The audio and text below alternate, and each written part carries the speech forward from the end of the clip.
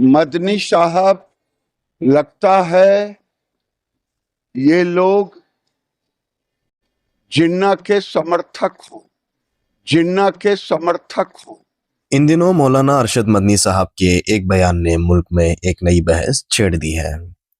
अरशद मदनी साहब ने कहा कि न्यूयॉर्क में मुसलमान ज़ोहरान ममदानी और लंदन में सादिक खान मेयर बन सकता है, लेकिन हिंदुस्तान में किसी मुसलमान का यूनिवर्सिटी में वाइस चांसलर तक बनना नामुमकिन हो गया है। ये बयान आते ही तुरंत यूनियन मिनिस्टर गिरिराज ने मीडिया से बात करते हुए कहा कि मौलाना अरशद मदनी हमेशा विरोधी सोच रखते हैं और उन्हें जिन्नाह का समर्थक तक कह दिया। अब सवाल ये है कि क्या अपने हुकूक की बात करने से कोई जिन्नाह का समर्थक बन जाता है? सबसे पहले हम अरशद मदनी साहब का वो पूरा बयान सुनते हैं जो वायरल हो रहा है।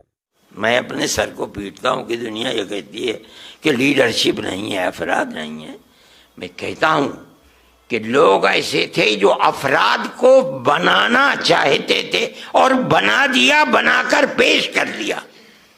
आज दुनिया ये समझती है कि मुसलमान अपाहज हो गया, ख़त्म हो गया, बांझ हो गया। मैं नहीं समझता हूँ ये बात। क्या बात है कि आज दुनिया का मुसलमान एक आदमी न्यूयॉर्क का मेयर बन सकता है, ममदानी लंदन के अंदर मेयर बन सकता है, एक खान हिंदुस्तान के अंदर किसी मुस्लिम यूनिवर्सिटी का कोई आदमी वाइस चांसलर नहीं बन सकता, और अगर बनेगा तो आजम खां की तरह जेल के अंदर जाएगा, इकबाल की तरह औलाद जेल में डाल दी जाएगी। आज देख लीजिए अल-फलाह का क्या हो रहा है, जेल में पड़ा हुआ है और कितने साल जेल के अंदर गुजरते हैं नहीं जानता कोई आदमी। कौम, गवर्नमेंट मुल्क की आज़ादी के बाद इस पर लगी हुई है कि मुसलमान को सर नहीं उठाने देना है। आज उसका नतीजा है कि लोग ये कहते हैं कि मुसलमान के अंदर लीडर चाह रहे। क्या कहते हो तुम? मुसलमान कौम कोई बांझ थोड़ी है, अगर नहीं थी तो वहां कैसे बन गए? यहाँ किसी यूनिवर्सिटी का वाइस चांसलर नहीं बन सकता आदमी।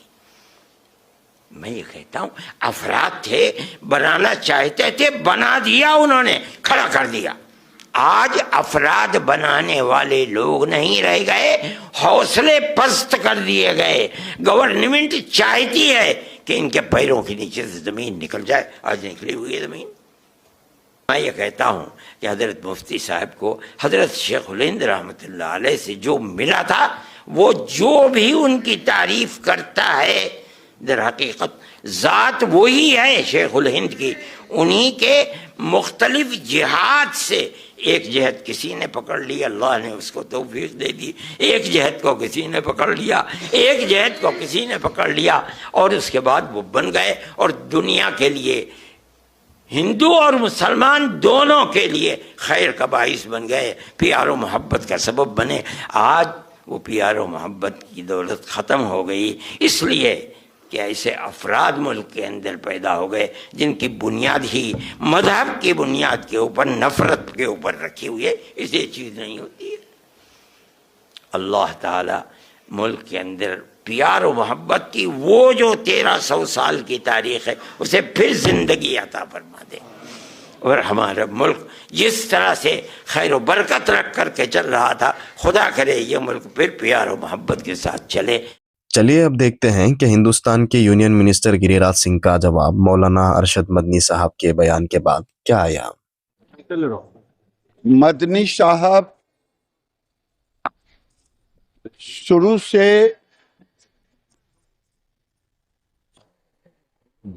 विद्रोह के मूड में रहते हैं और भड़काऊ बयान देते रहे। लगता है ये लोग जिन्ना के समर्थक हों।